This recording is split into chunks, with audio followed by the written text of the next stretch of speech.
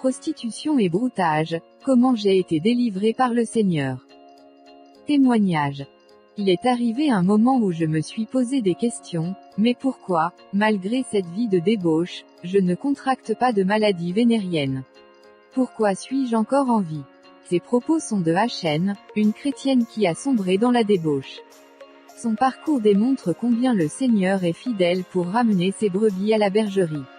Lisons. Mon histoire remonte depuis la classe de seconde où mon père et ma mère se sont séparés. Le départ de ma mère a été très difficile pour moi, car je n'avais plus personne pour me donner les conseils de la vie, et mon père ne faisait que me blâmer tout le temps.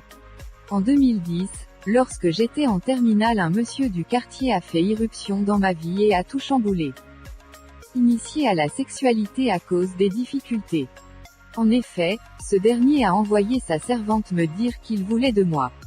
Et la servante m'a convaincu en disant, « Tu sais que chez vous, c'est difficile d'avoir de quoi à manger, donc accepte le monsieur et tu verras que ta vie va changer. » Oui, c'était difficile. Mon père laissait de l'argent pour notre déjeuner à sa nouvelle femme, mais cette dernière nous abandonnait régulièrement dans la faim. Étant croyante du message du temps de la fin, depuis mon enfance, je savais que la Bible interdisait les rapports sexuels hors mariage. Mais, vu les conditions pénibles dans lesquelles nous vivions, j'ai accepté la proposition du monsieur. Cependant, toutefois qu'il voulait avoir de rapports sexuels avec moi, je refusais puisque j'étais encore vierge. Mais un jour, il m'a pris de force et je ne pouvais pas crier car c'est moi-même qui me suis rendue chez lui. Ce fut le pire moment de ma vie. Je me suis dit qu'une fois à la maison, après mon bain ça allait passer. Ce jour-là, je suis restée dans la douche longtemps et je me suis lavée à plusieurs reprises. Mais je me sentais toujours sale. Et plusieurs jours après, cela encore gravé dans mon esprit, je me sentais souillée. L'argent que ce monsieur me donnait, je le mettais à la disposition de ma famille afin de combler les besoins pressants. Après avoir échoué à mon bac, j'ai rejoint ma grande sœur à l'intérieur du pays et j'ai repris le chemin de l'église. Alors un dimanche, la prédication donnée par le pasteur a touché ma manière de vivre. J'ai réalisé que je devais mettre de l'ordre dans ma vie. Ma mésaventure amoureuse. J'ai pleuré, et j'ai résolu de ne plus avoir de relations sexuelles avec les hommes. Un mois plus tard, j'ai rencontré un jeune, qui me harcelait et me suppliait tout le temps pour que je sois avec lui. J'allais maintenant me rendre compte que les hommes sont parfois diaboliques. J'ai malheureusement accepté sans savoir pourquoi. J'ai commencé à l'aimer réellement, et il m'aimait également. Il a même commencé à fréquenter notre l'église. J'ai vu qu'il venait et se donnait. Je lui ai dit, « Je constate que toi et moi sommes devenus frères et sœurs en Christ, donc arrêtons cette manière de vivre. » À chaque fois qu'on décidait d'arrêter, on retombait encore dans le péché. Et chaque fois, il me rassurait qu'il n'allait jamais me laisser tomber, il a même juré à plusieurs reprises, en me promettant le mariage. Hélas, des mois après, quand il a eu du travail, son comportement a changé envers moi. Un jour, il m'a dit qu'il mettait fin à notre relation. Cela a été un coup dur pour moi. Il m'a trahi.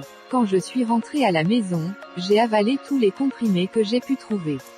Pour moi, il était mieux de me donner la mort, que de subir cette trahison. Mais, cette tentative de suicide a échoué, mais j'ai été très malade.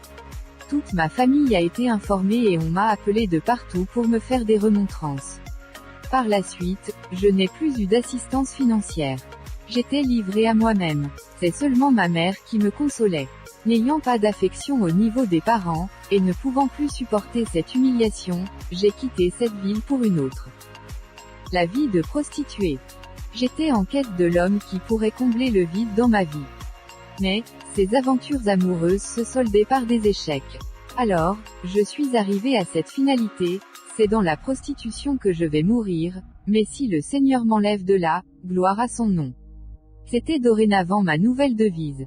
Avant de sortir je prononçais la phrase suivante, si je dois mourir, je mourrai, si je ne meurs pas, c'est qu'il y a une bonne chose qui m'attend. En 2013, j'ai été maîtresse pendant près de 4 ans. Je travaillais dans une boîte de nuit en tant que serveuse. J'ai eu plusieurs aventures avec des hommes. Et à chaque fois qu'il y avait un danger, j'avais le pressentiment que la personne avec laquelle j'étais n'avait pas de bonnes intentions, et je m'échappais. Il est arrivé un moment où je me suis posé des questions, mais pourquoi, malgré cette vie de débauche, je ne contracte pas de maladie vénérienne? Pourquoi suis-je encore en vie?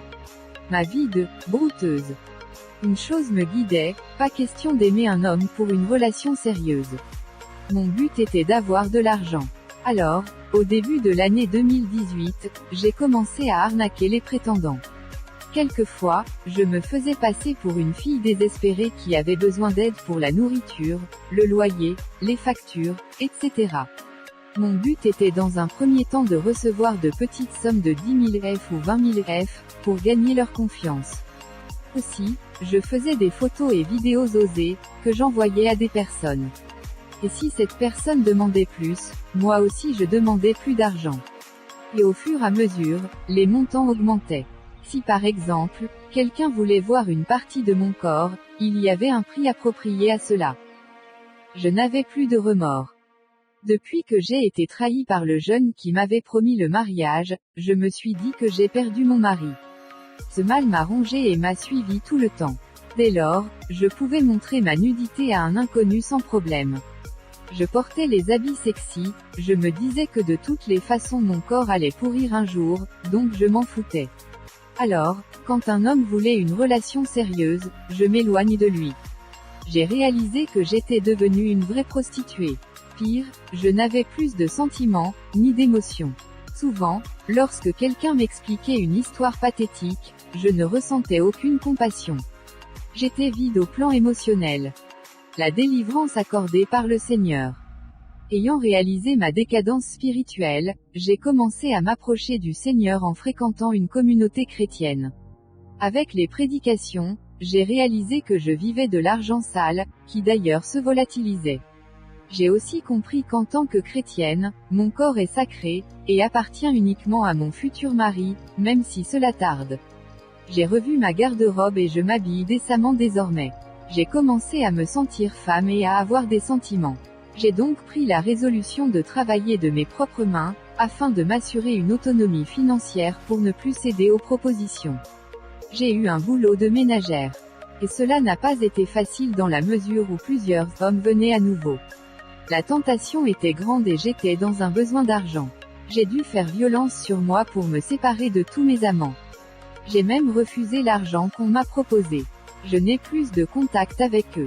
Alors que je me suis faite baptiser toute jeune, je peux dire que c'est maintenant que j'expérimente le christianisme. Gloire soit rendue au Seigneur, car il m'a permis de garder mon calme et souffrir patiemment. J'apprends à me contenter de ce que j'ai et je ne suis plus envieuse, ni poussée au gain facile. Et le Seigneur dans sa fidélité subvient à mes besoins, car prier est ce que je sais faire. J'ai recommencé à louer le Seigneur comme avant en intégrant la chorale de l'église. Je dis grand merci au Seigneur Jésus pour ma grande délivrance et ma renaissance.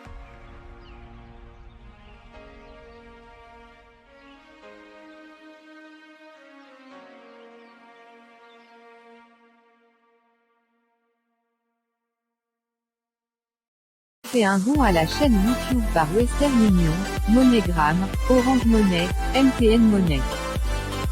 Fais un don à la chaîne YouTube par Western Union, MoneyGram, Orange Money, MTN Money. Fais un don à la chaîne YouTube par Western Union, MoneyGram, Orange Money, MTN Money. Fais un don à la chaîne YouTube par Western Union, MoneyGram, Orange Money, MTN Money. MoneyGram, Orange Money, MTN Money.